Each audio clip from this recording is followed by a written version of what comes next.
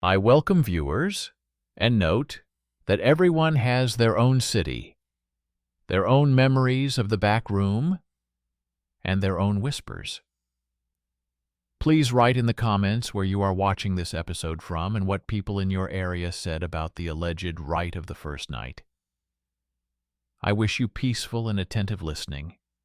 What follows will be smooth and dry, like fingers on the rough paper of a parish register.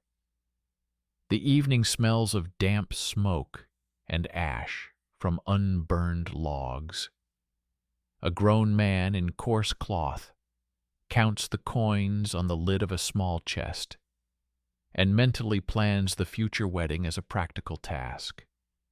Candles for the church, payment for the clerk to record the marriage, a bag of flour for refreshments, small change for the community to recognize the new union.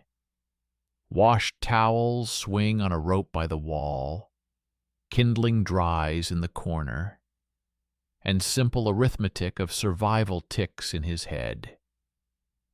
If he gives more than necessary, there will be no money left for salt.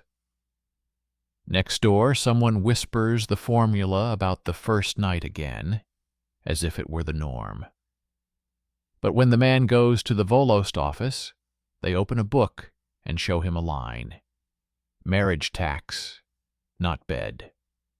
Legend calls for shame. The document demands a coin. Then comes the familiar, heavy mechanics of the old order. The marriage of two adults is formalized through announcements in the church, where names are pronounced several Sundays in a row, so that the neighborhood has time to object in case of hidden kinship or unresolved debts. The city charter restricts noise during fasting days, prohibits dancing under the windows of the hospital, and imposes a fine for singing near the monastery wall. The clerk records the names of the witnesses. The priest demands clean candles and promises a date. If one of the spouses comes from another jurisdiction, a fee is charged as compensation for taking away hands, that is, for the loss of labor and taxes where the person previously lived. Somewhere, a fee is added for expedited registration if the engagement needs to be formalized without waiting for the banns to be published. Everywhere, the language is the same. Money, time, seal. Violence against an adult woman goes in another column, as a crime with punishment. The books record fines, public repentance, sometimes expulsion, and sometimes corporal punishment in the square. The statutes do not recognize any legalized first night, where it is profitable for them to prescribe even the price of a candle. The silence about the ritual is too expressive to be considered accidental. Poverty makes this silence particularly harsh. The inventory of young households includes 2 bowls, 1 knife, a woolen cape, a blanket, a chest for laundry, and sometimes a cheap mirror. The bread is gray, the water is bitter. Teeth ache so badly that it makes your temples throb. Fevers knock adults down, and childbirth is always like walking the line between life and death. The floors are damp, the beams are wet, and mold grows on the walls. Every tax here feels like a blow. Pay it, and there will be no salt, no onions, no piece of bacon for the holiday. Against this backdrop, the legend of the first night easily becomes an explanation for the pain. If the authorities have a long arm in your wallet, why shouldn't they reach further? But as soon as you pick up the book, the legend falls apart. Under your fingers are sums, dates, names, marks about penalties, and not a description of the bed as a right. Reality is not more beautiful. It is simply different. You are broken, not by a scene, but by a bill. In commercial cities, the statutes are even more meticulous. They prescribe how much food can be served so as not to ruin the neighbors. They fix the pay for musicians because it is used to pay the gatekeepers. They limit the hours of revelry so as not to disturb the almshouse. If a wedding is held on a forbidden day, a fine is recorded. If the betrothal is made before the banns are read, penance is imposed. For violence against an adult woman, there is a range of punishments: money, fasting, sometimes standing at the door of the temple with a candle, sometimes the obligation to feed the poor. This is the public morality of arithmetic, not an intimate ritual of domination. If a wealthy offender evades responsibility, the reason lies in his patrons, in the fear of his neighbors, in the vagueness of the facts, but not in the existence of an ancient right to someone else's wedding night. The law likes to write its own inhumanities openly. If such a norm existed, it would be included in the statutes, as pedantically as the bridge toll and the salt trade tax were included. Legends live not in archives, but in everyday life. They are convenient for scaring people and for exerting pressure. It is easier for a village elder to hint in conversation that it has always been this way than to point to a specific clause in the statutes that could be challenged at a meeting.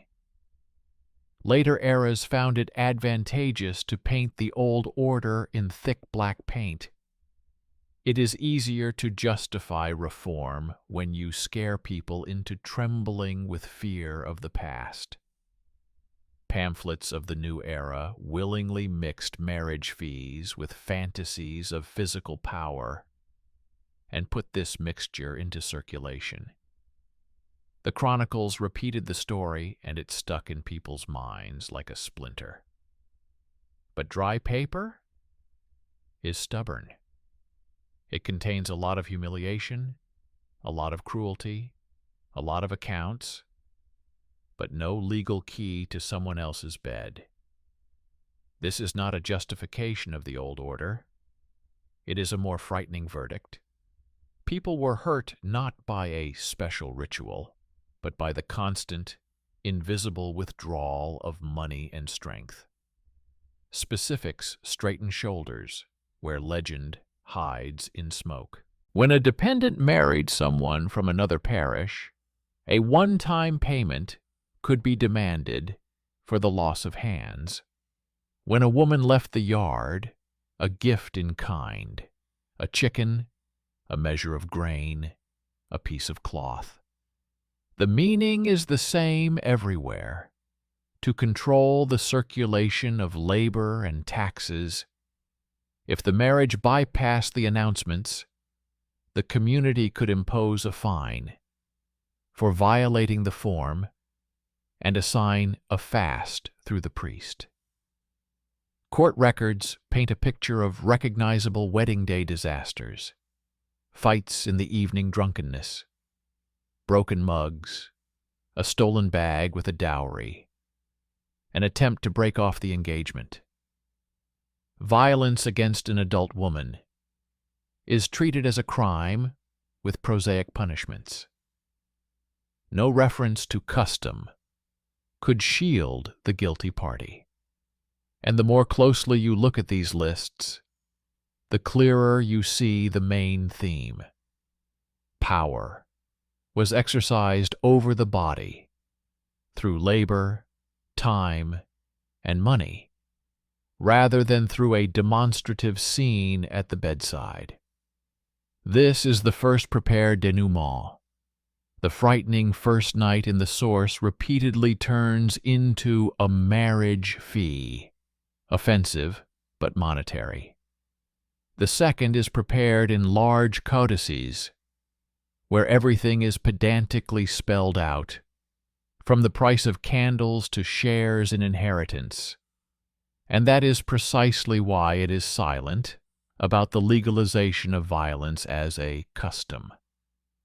The third is brewing in late politics, where a scarecrow was needed to destroy the old institutions, and the leaflets attributed to the past what the paper did not know. But there is still a way to go through these layers, from everyday life to the charter, from the charter to the polemic. It will show how whispers by the stove lose out to parchment, and why a horror story is more convenient than a receipt, even though a receipt describes pain more accurately. In large codes of law, the order of marriage looks like a machine with many small gears.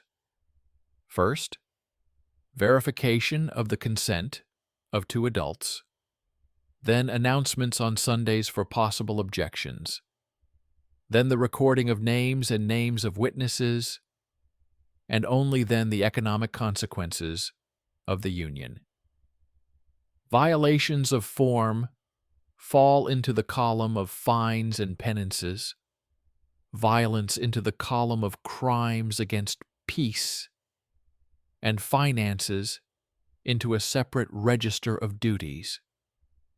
The more pedantic the text, the more palpable the silence in the place where the tale requires a legal night. The statutes describe the price of candles, the size of the wedding feast, the hours when the music must stop. But there is no line giving a third party the key to someone else's bed. Where the legend builds a scene, the document builds a table.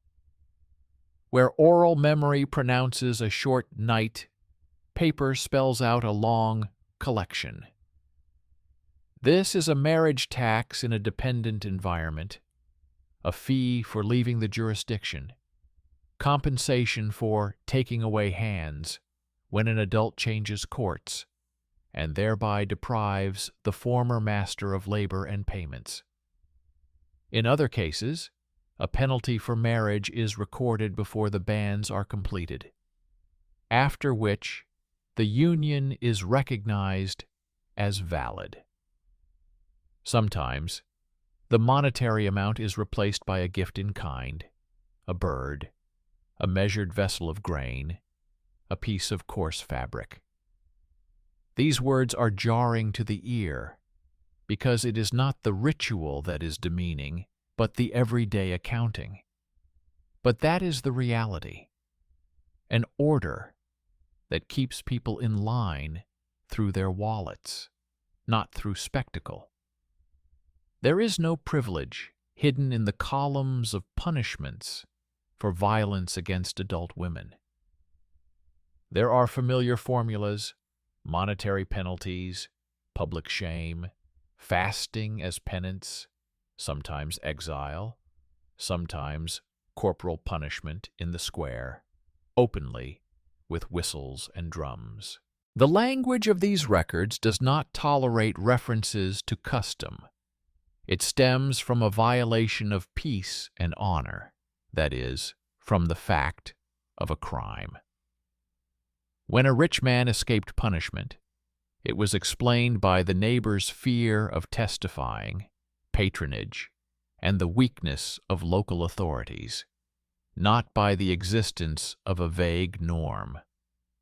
The system was unjust, but the injustice was crude and banal, through inequality of power, not through a legalized scene. Later centuries brought another layer, polemics. When the old order was put on trial, pamphlets conveniently juxtaposed real extortion with the fictional knight, declared that the terrible custom had been abolished, and thus made the reform spectacular. Printing ink cemented the myth, and it began to circulate as an instructive image. The trouble was supposedly right there. In reality, they were destroying a network of dependent taxes, bridge and mill duties, church and city levies that stifled people at every turn. But, in conversation, it is easier to remember a striking image than a long list of real exemptions. To avoid getting bogged down in generalities, it is useful to look at a page from the parish register. One column notes that the names of future spouses were announced several Sundays in a row so that the community could declare any impediments: close kinship, debts, secret vows. Another column contains a record of a fine for violating the form if the engagement was held without waiting. Below is a note about compensation to the former owner of the plot when an adult moves to another yard. All this is the economics of labor, not secret power in the marriage room. Next to it is the city charter for the marketplace. Restrictions on wedding noise near the almshouse, a ban on dancing near the monastery wall, a fixed fee for musicians, from which, as stated separately, the gatekeepers are paid. This is a world where every joy is immediately met with accounting. Another stack of sheets contains merchant and inheritance registers. Here, next to the marriage fees, lies the death tax. The best item of clothing or tool goes to the holder of the right. Weddings and funerals become equally convenient points of taxation. Add to this the clerk's fee, church taxes, bridge tolls, mill tolls, salt trade, and you can see how tightly power entangles everyday life. The paper does not hide cruelty. It lists it. And in this list, there is no place for the legalized first night. The accounting of everything else is too detailed for such a norm to slip through. On the border between law and preaching, another reason for the myth's longevity is visible. Preaching liked to talk about the flesh as a threat to order. It frightened and disciplined. Chronicles collected scandals, making them a mirror of morals. But neither preaching nor chronicles turned private sin into the official right of a third party. On the contrary, the ideas in these texts are based on the consent of adults as the core of marriage, and on the punishment of crime as a means of repairing the breach. In this system, there is no legal corridor to someone else's bed. There are many taps through which money and time flow away. Life at this time remains as heavy as wet wool. The inventories of young households contain the same poor nomenclature: one knife, a couple of bowls, one pot, a woolen blanket, a wooden ladle, a small chest for laundry, and sometimes a cheap mirror. The wedding day often ends in a fight. The morning brings a fine, a vow of fasting, and an obligation to replace the broken mug. Tragedies flash by in the records: a fall from a bridge, a knife in a heated argument, poisoning with sour wine. Violence against adult women is recorded as a crime, with the same flaws in practice: fear, dependence, patrons, but without the cover of custom. These weaknesses are documented, and they are more frightening than legends, precisely because they are recognizable. What the tale attributes to the law was done by poverty, methodical, mundane, without dramatic climax. It taught people to pay for announcements, for paper, for candles, for music, for noise after sunset, for fights, for the morning after a fight. Power did not stand at the bedside, but at the door, with a bowl for coins, polite and relentless. This is a different kind of humiliation. Instead of a feather bed, there is the long breathlessness of bills, and exposure is needed not to absolve the past of guilt, but to name the pain by its proper name. People were broken, not by a secret ritual, but by endless confiscations. 3 lines come together in a consistent pattern. The first is the formal part of marriage and the announcement, where the core is the consent of adults, protected by procedure. The second is economic control over the movement of labor, expressed in marriage fees and compensation. The third is punishment for violence, treated as a crime, and punished according to a scale, rather than legalized as a privilege. When you superimpose them on each other, the myth falls apart. It remains in oral fear, in late politics, and in our desire to have a simple explanation for complex poverty. The document, however, stubbornly returns to numbers, deadlines, seals, and to the truth that the terrible often looks boring. Further on, this pattern unfolds in specific examples of cities and parishes where the statutes are particularly meticulous, as well as in the pages of polemics that gave the bike its seal of approval. There it becomes clear who exactly benefited from keeping night in circulation when the receipt already said everything the authorities needed to know. In the narrow quarters of a trading town, statutes loved details as much as craftsmen loved a perfect seam. In a book where debts for a bridge and a guardhouse ran across the lines, there were records of marriages of adult townspeople, several Sundays of banns, the names of guarantors, the amount of payment to the clerk, notes about fines for noise at the almshouse. When 2 adults joined households, the city demanded clarity. Who would bear the expenses? Who would be responsible for debts? Who would pay the trade tax if the shop came under new ownership?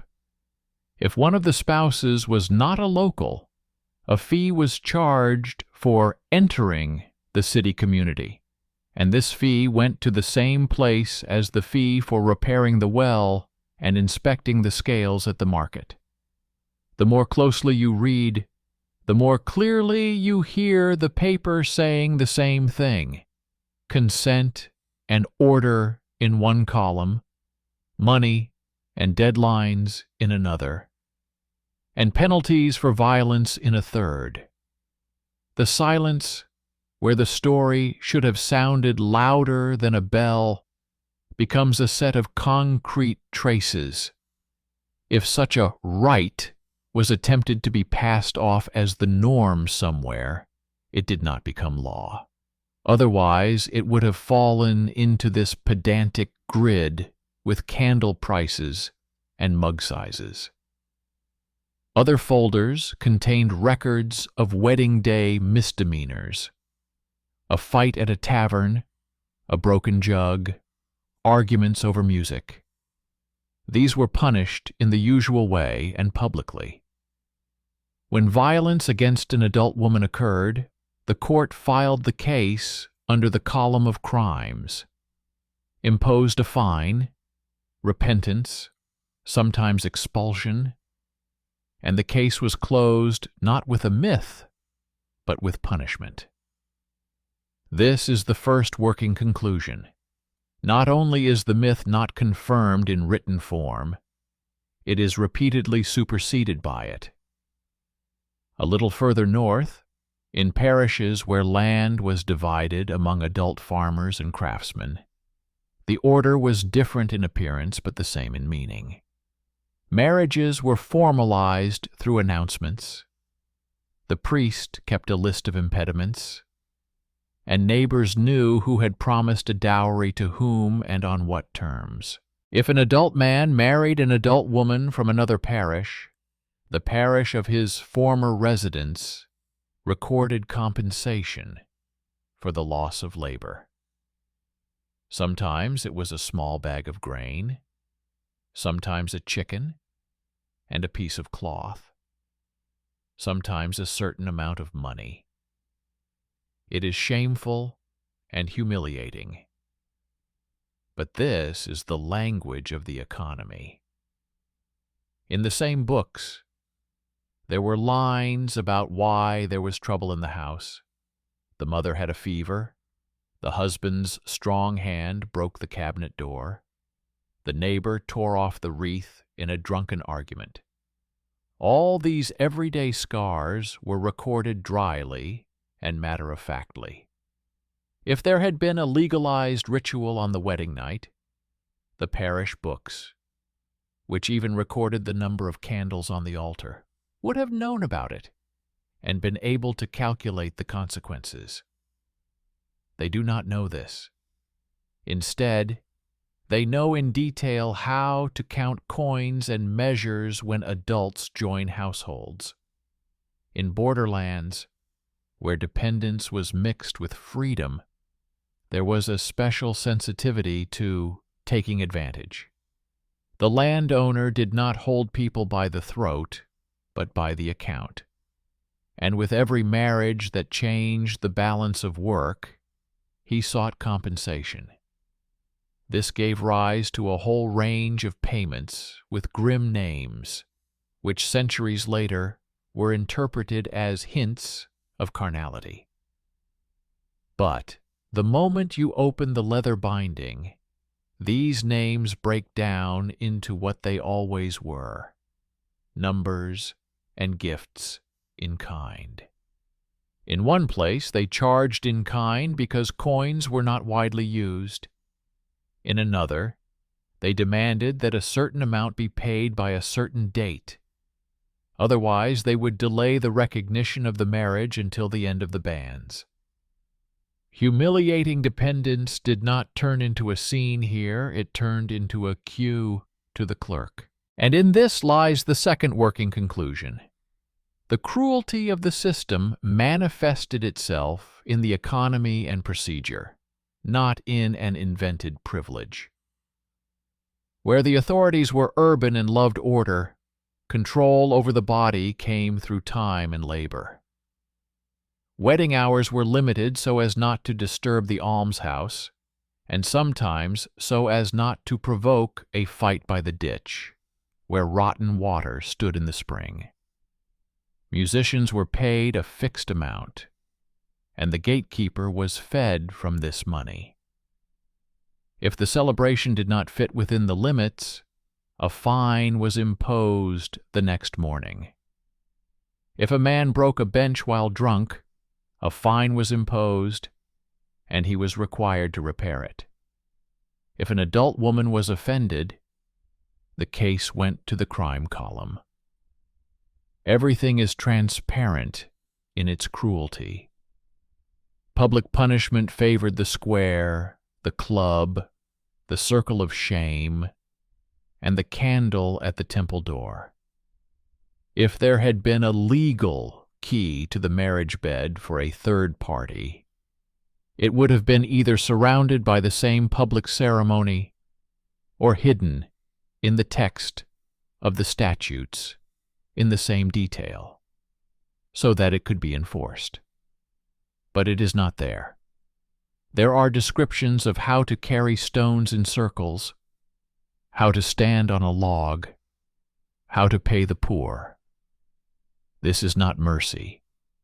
It is an honest inventory of pain. Later centuries bring a third, most insidious layer, polemics, where myth gets a typographical residence permit. When the new authorities wanted to dismantle the old structures, it was advantageous for them to juxtapose truthful collections and spectacular scenes.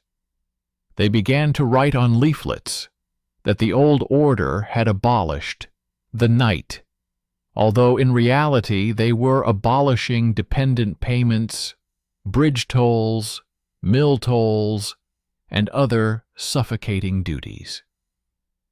The new era needed a vivid bogeyman to explain the reforms in simple terms. School retellings picked up on the spectacular image, and the fable took root where the paper was silent.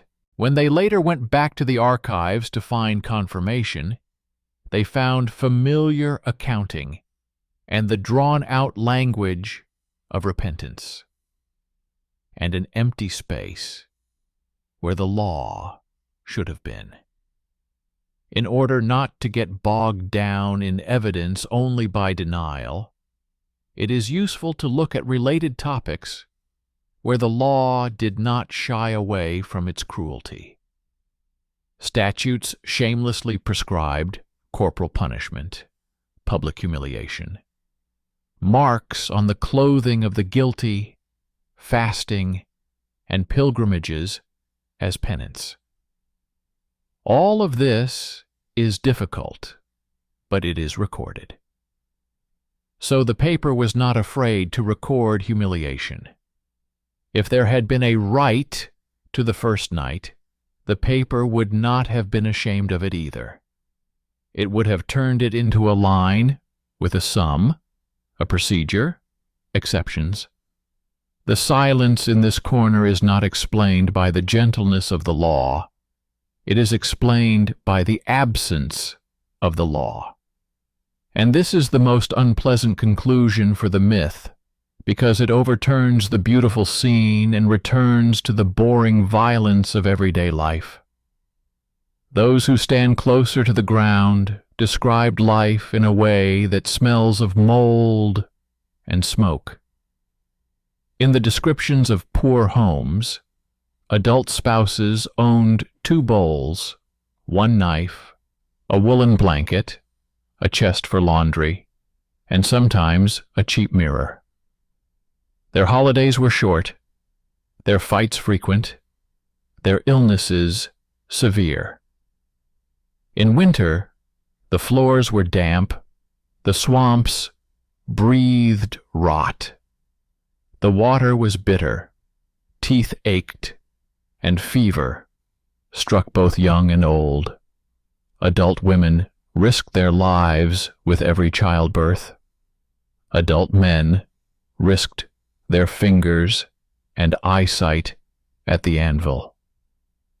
Against this backdrop, any duty was like mold on bread. It was visible, and there was no escaping it.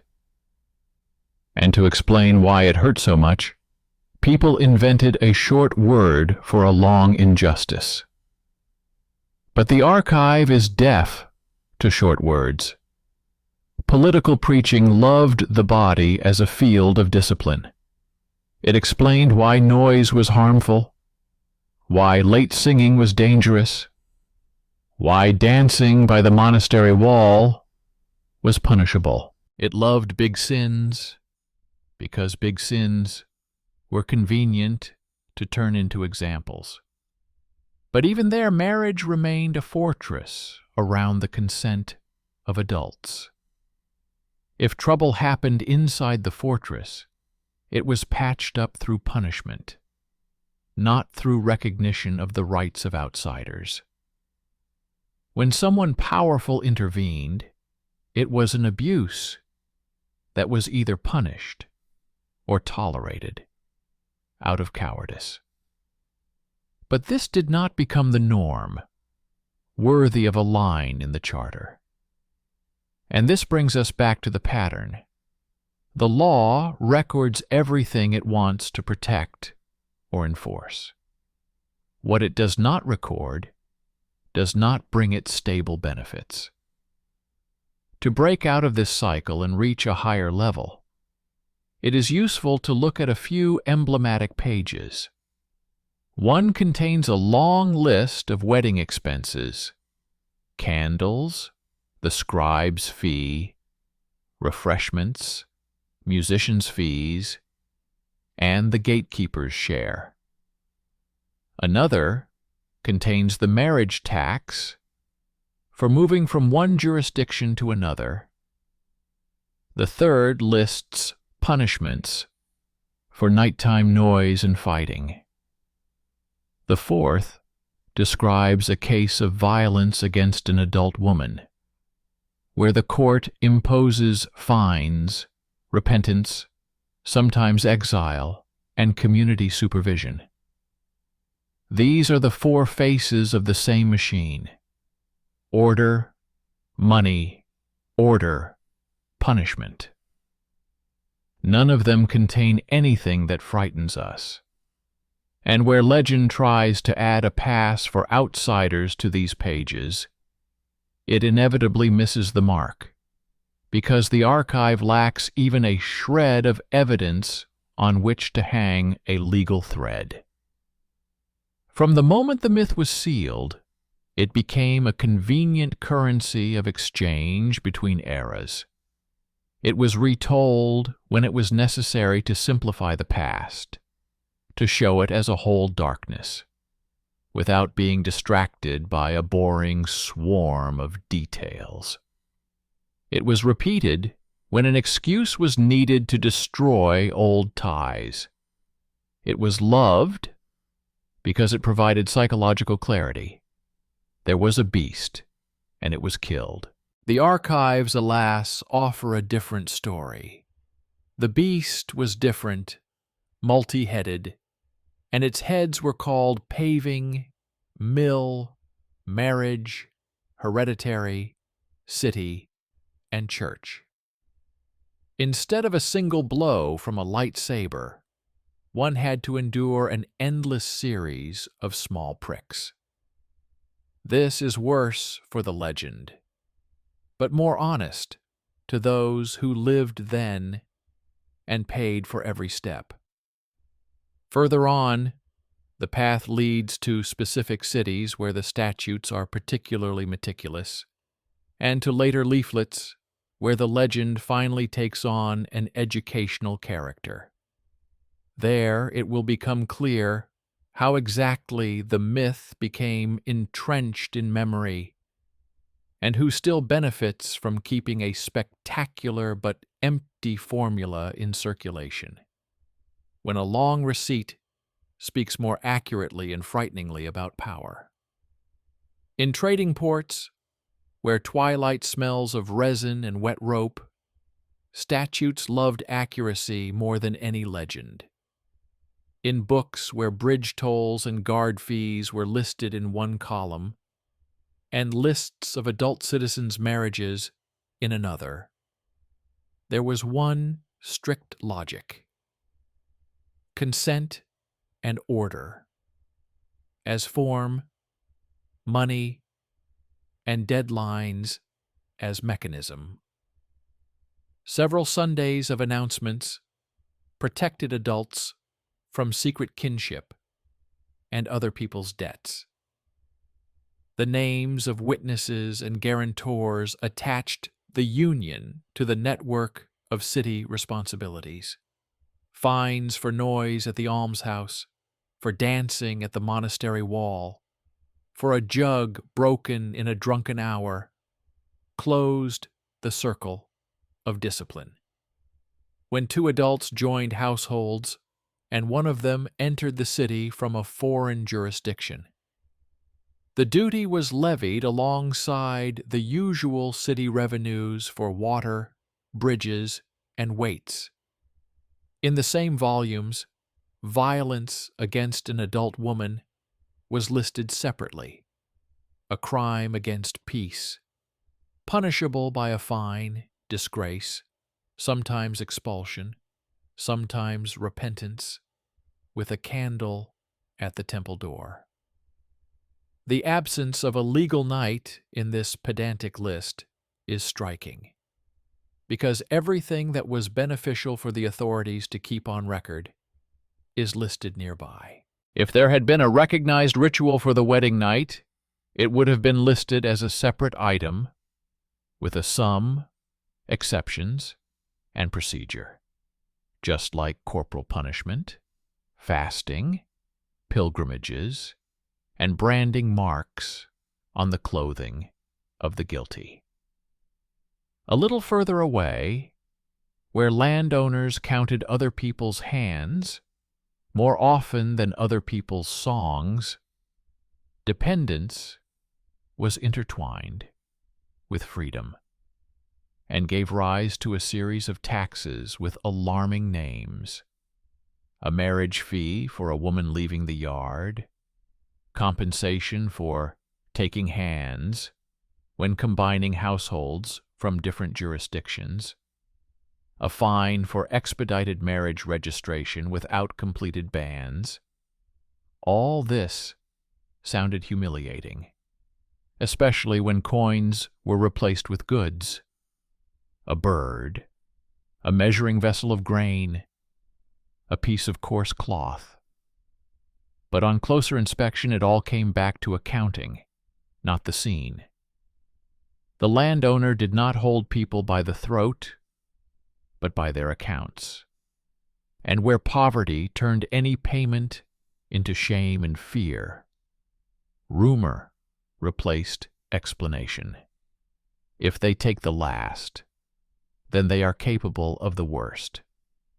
Thus the myth was given the warm air of the courtyard and lived in whispers, while the book lay closed. Once the leather binding was opened, the words, once read as hints at flesh, fell apart into what they were originally: sums and gifts in kind, as stipulated by the charter. The city authorities had another language of control: the language of time.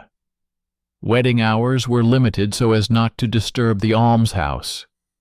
In the spring, evening dances were forbidden near the ditches, where the water bloomed and smelled of rot. Musicians were paid a fixed amount, because the guards at the gates were paid from this sum. The morning after the clinking of mugs, the clerk would make the usual entry: a fine for noise, compensation for broken dishes, an obligation to replace someone else's mug with one of his own. If an adult woman was offended, the case went to the crime column, and there was no place for the word custom there.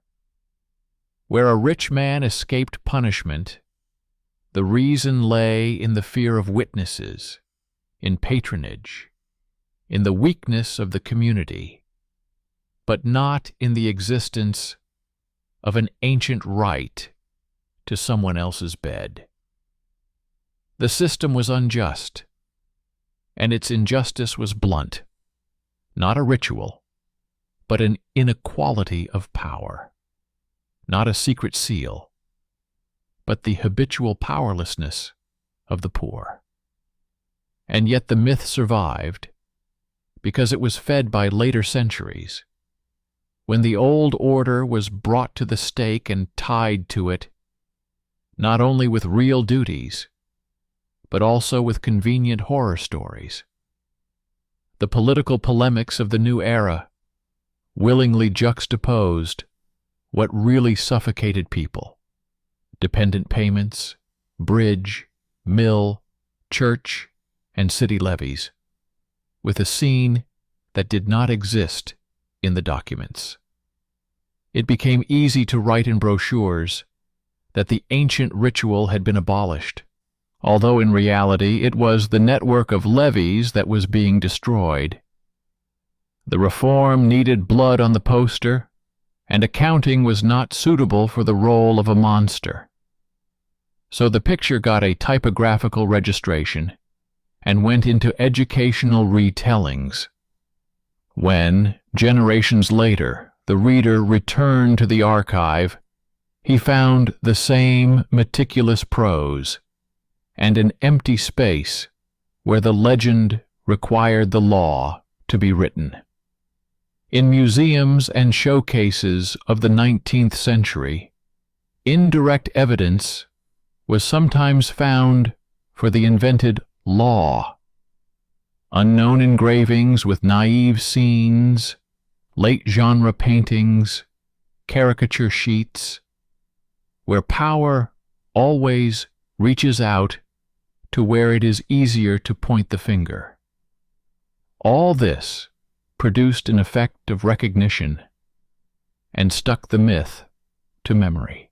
But the real museum of that era, the parish register, the city charter, the court notebook, stubbornly returned to the sums, the duties, the bodies that were broken, not by the stage, but by exhausting work, malnutrition, fevers, bad water, infections, and the loss of children and mothers. An adult woman risked her life with every childbirth. An adult woman could find herself without protection if her neighbors were afraid to testify, or if the village head preferred to peacefully quell the scandal.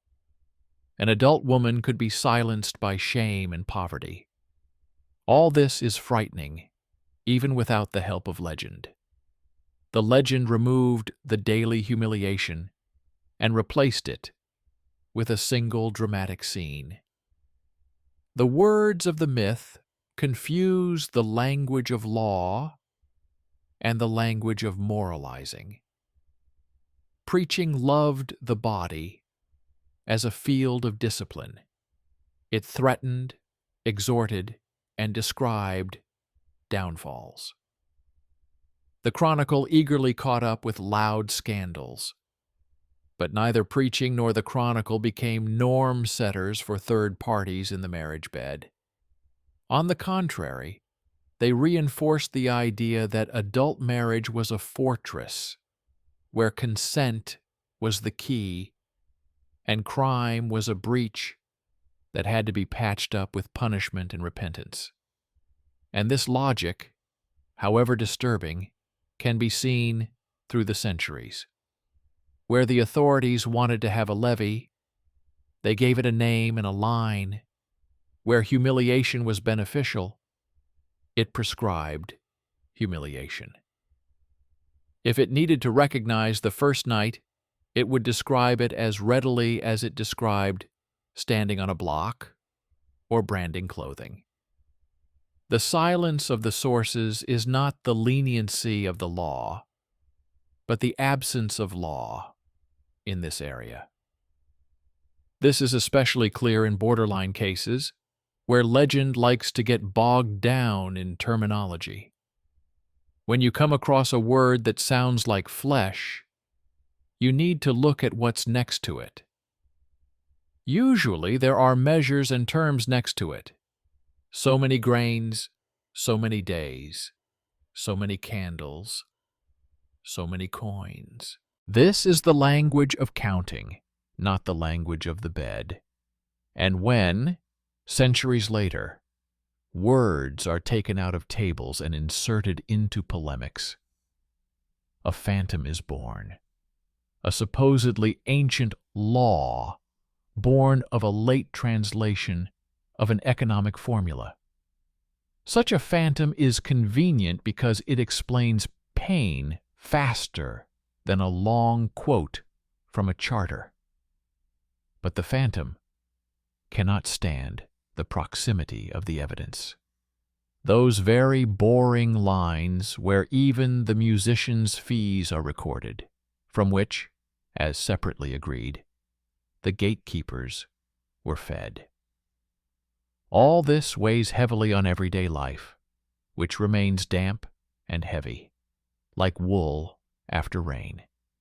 In the descriptions of the homes where adult couples live, the same items appear again and again: a single knife, a couple of bowls, a single pot, a woolen blanket, a wooden ladle, a small chest with linen, sometimes a cheap mirror. In the evening, the floor trembles with footsteps. The hangers smell of smoke, and bones ache from work. Against this backdrop, any gathering is like mold on bread, impossible to ignore, impossible to wipe away without loss. This is where the legend flourishes, because it gives a short word to a long injustice. But exposure is not needed to whitewash the past, but to pay debts of pain. Instead of a theatrical stage, a mercurial column of accounts, instead of a one-time humiliation, the constant, indecent proximity of power to the wallets and time of grown-ups. From this layer grows the next move, which will lead to the denouement. When reforms abolished dependent payments, many texts reported on the eradication of an ancient custom, and readers willingly understood this as a victory over the first night. But in the archives, the neighboring pages stubbornly list what was really disappearing: merchant and other duties, hereditary fees, bridge, mill, and increased church taxes. The network of small taps through which money and time flowed was disappearing. The victory was real, and it was obscured by a brilliant phantom. In the end, we will have to name the instruments of control, show what was destroyed and what was left, and explain why the legend is so enduring today. But before closing the folder, it is important to remember the main thing. Where the myth offers a picture, the document offers a mechanism.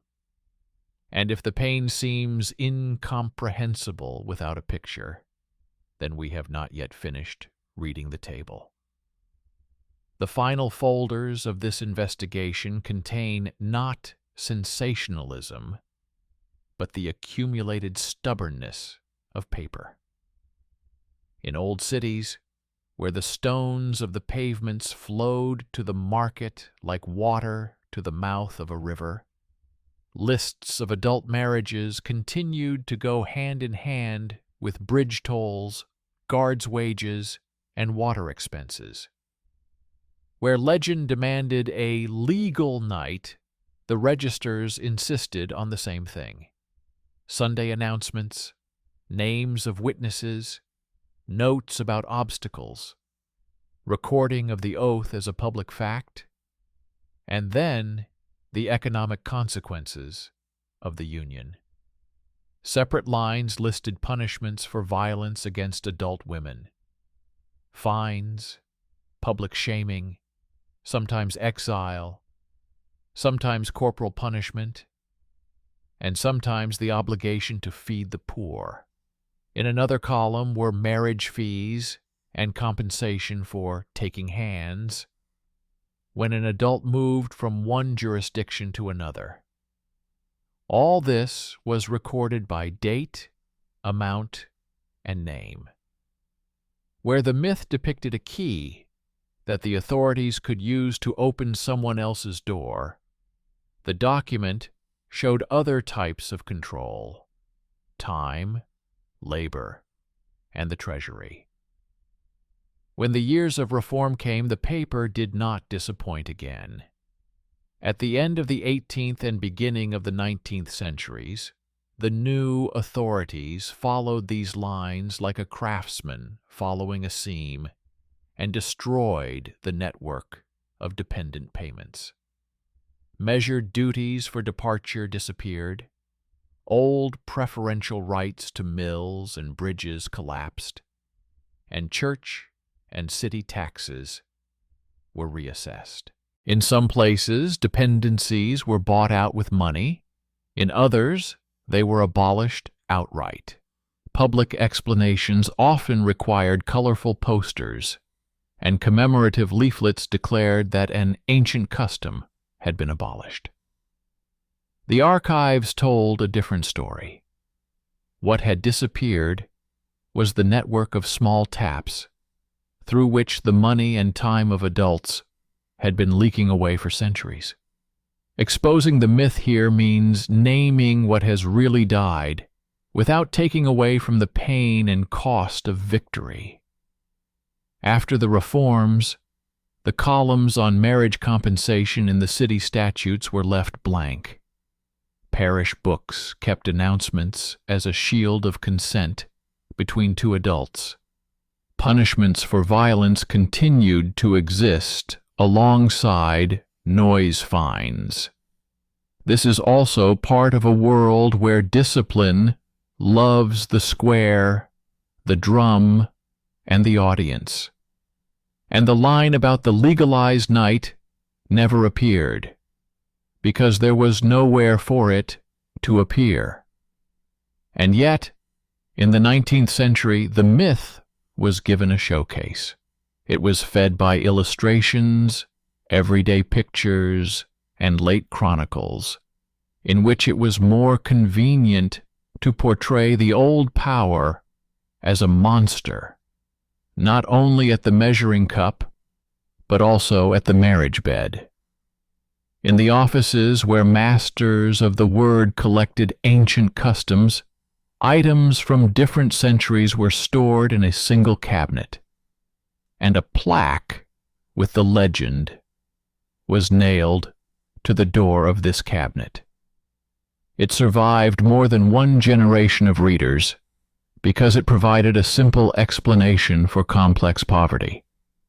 But when historians of the future century went back to the archives, they came back with what we see now: the stubborn silence of sources at the point where legend demands law.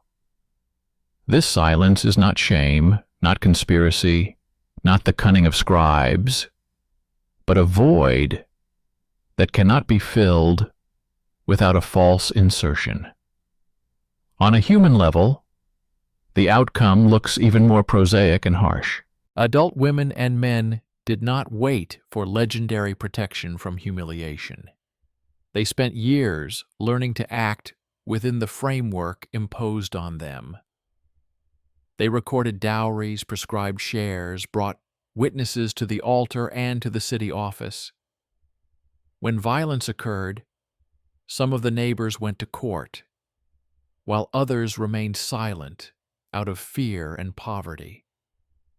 In some places, the village head settled the conflict amicably, while in others, punishment and repentance were sought.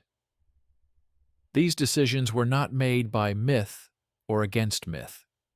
They were made in a straight line from the pantry to the square, where bread, money, shame, and the hope of surviving the winter lived. Justice was not generous.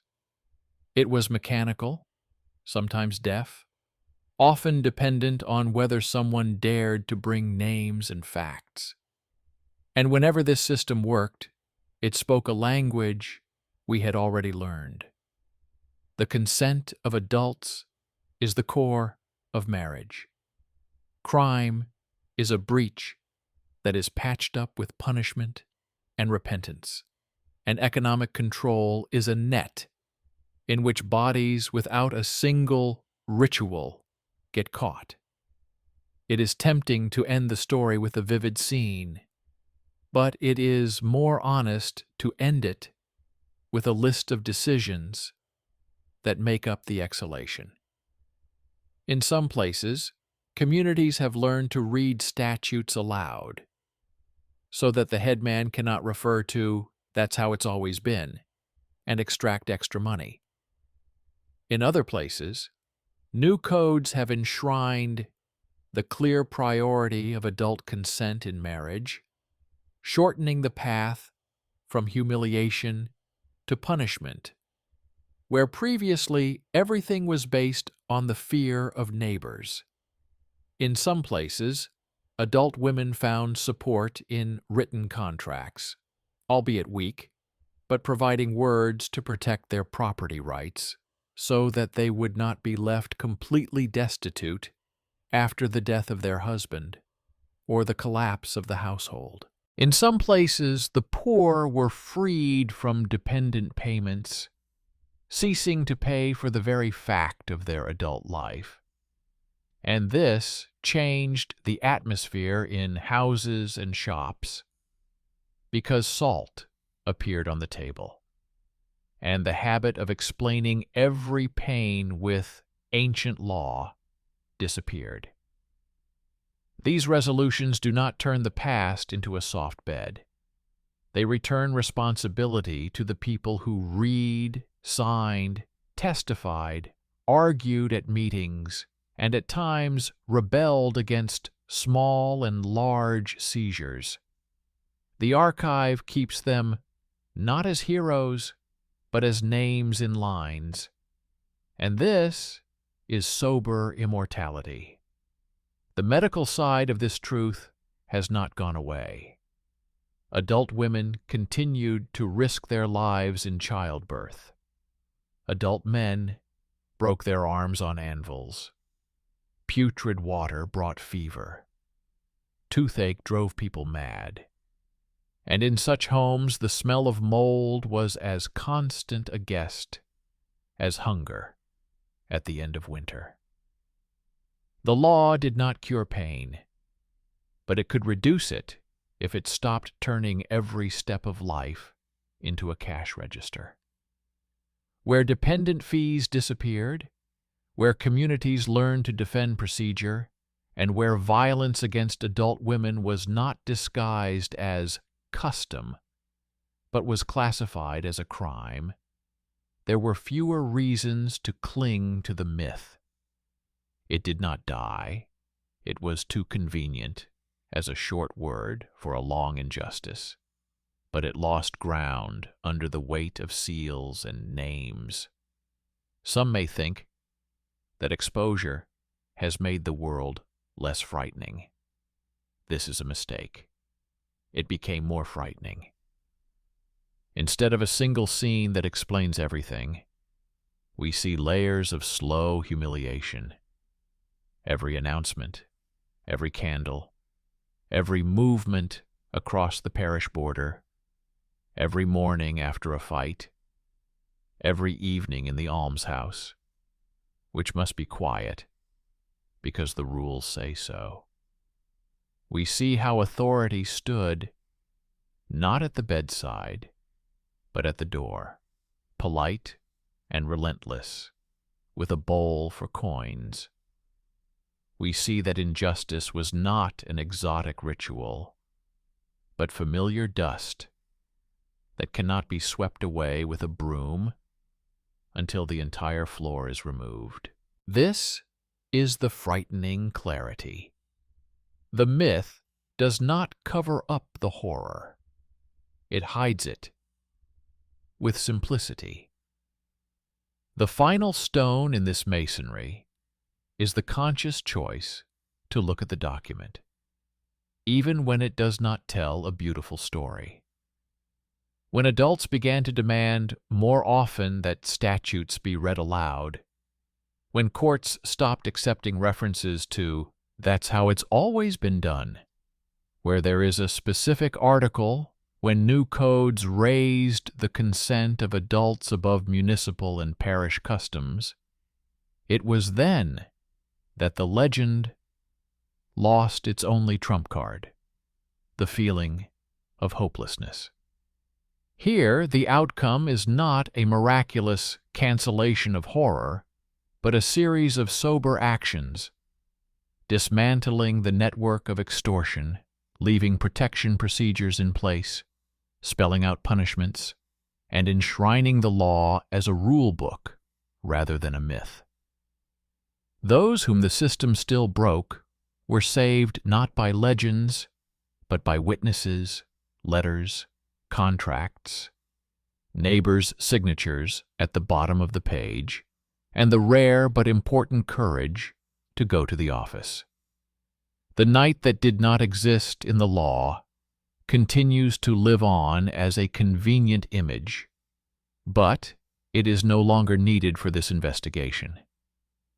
Real darkness spreads differently, through the lines of registers, boring articles of statutes, the calendar of announcements, lists of fines and punishments, and the life statistics of adult women and men who survived from day to day. And if history has a confession, it sounds quiet. Power was taken with money and time, not with a legalized bed. The pain was chronic, not theatrical. The way out always lay through paperwork, witnesses, and persistence. Where people chose to read, demand, record, and abolish, the myth receded. Where it was easier for them to hold on to a short word, it returned. The choice is not over now. Between a beautiful horror story and a long receipt, the one we are willing to read to the end still wins.